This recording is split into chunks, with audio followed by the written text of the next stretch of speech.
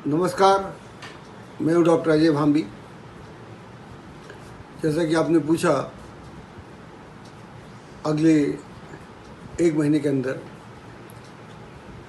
3 ग्रहण होने जा रहे हैं और ये सब भी बहुत कम अंतराल पर, यानी 30 दिन के अंदर, एक महीने के भीतर 5 जून से लेकर 5 जुलाई तक 3 ग्रहण होंगे।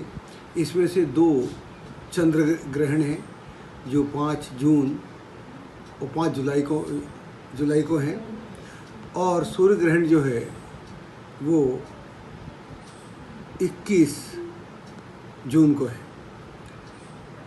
ये जो दोनों चंद्र ग्रहण हैं ये उपछाया ग्रहण है, इसलिए इनका ज़्यादा प्रभाव या दुष्प्रभाव नहीं पड़ेगा, बल्कि 5 तारीख वाले 5 जून वाले जो ग्रहण है, चंद्र ग्रहण, उसका तो सूतक भी नहीं है, इसलिए उसके लिए चिंता की बात नहीं है। और ग्रहण को लेकर अक्सर हम राशियों से बहुत जोड़ देते हैं और एक आम आदमी घबराहट भी हो जाती है उसको, लेकिन मेरा सोच थोड़ा अलग है।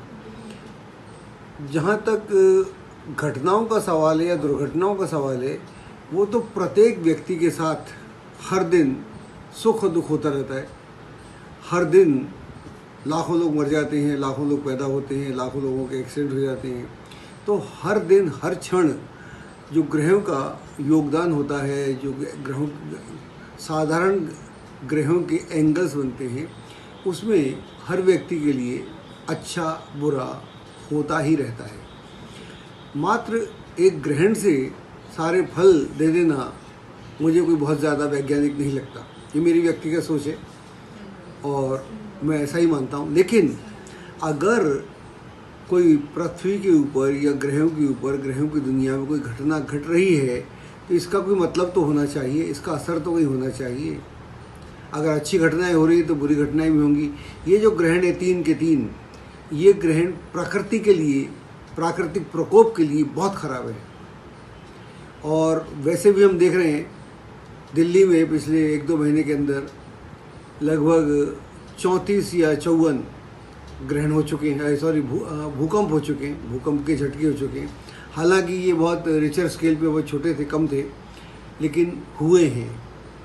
और दिल्ली वैसे भी, दिल्ली का जो जोन है, ये दिल्ली यहाँ से लेकर उत्तरांचल तक और इवन पूर्व में पटना आदि तक का जो पूरा अर्थ का जो मैग्नेटिक करंट है, वो एस्ट्रोलॉजिकली डिस्टर्ब्ड है। और कहीं ऐसा ना हो जाए कि बहुत बड़ा भूकंप हमको इस एरिए में निकट भविष्य में दिखना पड़ जाए। तो यह एक इन ग्रहणों का जो हो रहे हैं सब के सब, इनका एक बहुत ही स्पष्ट सा फल है। इसके अलावा हमारा वातावरण पूरी तरह से डिस्टर्ब्ड है और मौसम बदल ही रहा है। हर दिन मौसम बदल जाता है। तो साइक्लोन देखे हमने, एक गुजरात और महाराष्ट्र में देखा, एक हमने उड़ीसा और वेस्ट बंगाल में देखा। तो ये सारा हो रहा है, मौसम बहुत बदल रहा है और प्राकृतिक विपदाएं भी आ रही हैं। कोरोना जैसा बीमारी है जिसने पूरी दुनिया को हिला रखा है, तंग कर रखा है, हर कोई डरा हुआ है, घबराया हुआ है। और ऐसे में मौसम भी बदल जाए तो ये ग्रहों की जो चाल है आकाश में, वो बहुत अच्छी नहीं है।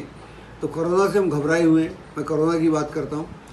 कोरोना का जो असर है, मुझे ऐसा लगता है कि जुलाई से कम होना शुरू होगा और सितंबर आते आते 15 सितंबर के बाद इसका प्रकोप काफ़ी कम हो जाएगा। और इसके बारे में जो मैंने अभी तक कोरोना के बारे में बोला है, भविष्यवाणी की है, सारी सत्य है। खैर, वो अलग मसला है। लेकिन ये जो ग्रहण है, व्यक्तिगत रूप से जो 5 तारीख का ग्रहण है या 5 अगले महीने का जुलाई का है, उसका विशेष महत्व नहीं है। और जो 21 तारीख का सूर्य ग्रहण है, उसके लिए जो वैज्ञानिक उपाय होते हैं, यानी ग्रहण को ना देखें और देखना हो तो उसको तरीके से देखें, वैज्ञानिक उपकरणों के साथ देखें तो ठीक रहेगा। और ग्रहणों का जो मेन असर है वो प्रकृति पर और जलवायु पर, मौसम पर, और इस तरह से जो पृथ्वी का जो पूरा मैग्नेटिक फोर्स है उस पर ज़्यादा पड़ता है और मैं उसी के लिए अध्ययन करता हूँ। लेकिन हम भूकंप से बहुत दूर नहीं हैं, ये मैं कहना चाहता हूँ। इसलिए जो भी